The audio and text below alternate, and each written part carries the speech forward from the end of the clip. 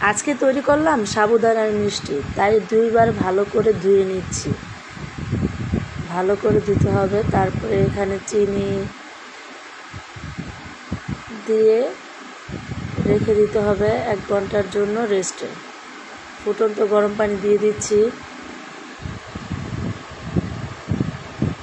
এবার 1 ঘন্টার জন্য রেস্টে রেখে দেব। 1 ঘন্টা পর গুঁড়ো দুধ দিয়ে ভালো করে চটকিয়ে নিতে হবে। যত পরিমাণ চটকানো যাবে ততই সুন্দর হবে, কারণ এটা ভালো হতে হবে।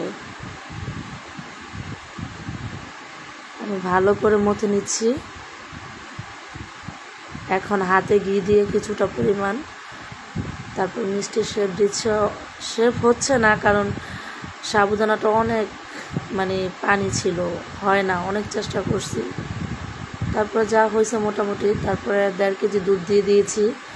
দুধের মধ্যে চিনি দিয়ে অনেকক্ষণ ফুটিয়ে নিয়েছি। যখন ঘনত্ব চলে আসছে তখন মিষ্টিগুলো দিয়ে দিয়েছি। আমি একে একে সব মিষ্টি দিয়ে দিচ্ছি। এটা আমি নিজের মতো করে বানাচ্ছি। দেখছি যে অনেকেই বানাচ্ছে, কিন্তু আমি আমার মতো করে বানাচ্ছি। আলতো হাতে একটু একটু করে নেড়ে দিচ্ছি, কারণ নাড়া না দিলে তো লেগে যাবে নিচে।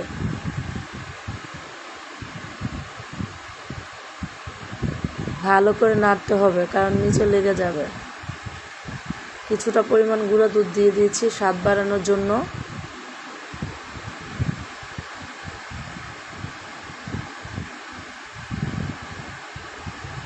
কিছুটা নারকেল দিয়ে দিয়েছি স্বাদ বাড়ানোর জন্য, কারণ সবাই নারকেল দেয় না। আমার কাছে কেন জানি মনে হলো এটা নারকেল দিলে খুবই ভালো লাগবে, তাই কিছুটা পরিমাণ নারকেল দিয়ে দিলাম।